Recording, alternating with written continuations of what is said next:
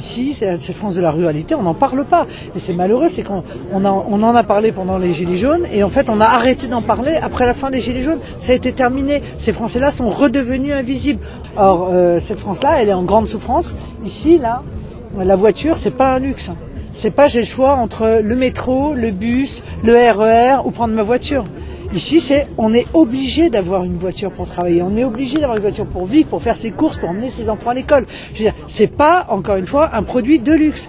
C'est pour ça que je demande que les carburants, le gaz, le fuel, l'électricité soient considérés comme des biens de première nécessité. Parce que remplir sa cuve de fuel dans la ruralité, quand on est avec des augmentations du type de celles qu'on voit, ça devient impossible pour beaucoup de Français. Ça, c'est une réalité. Donc c'est pas avec un chèque de 100 € qu'ils recevront au mois de février qu'on pourra répondre à cette inquiétude et à cette souffrance-là.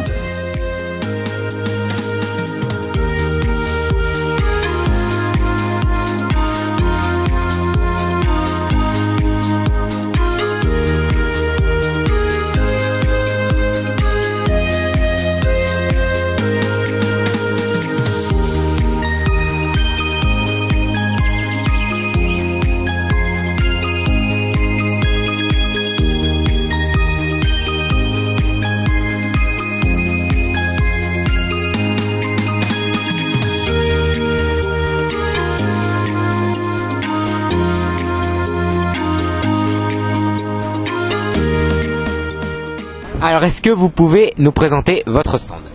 Alors, c'est un stand de montres en bois, tout en bois, entièrement en bois.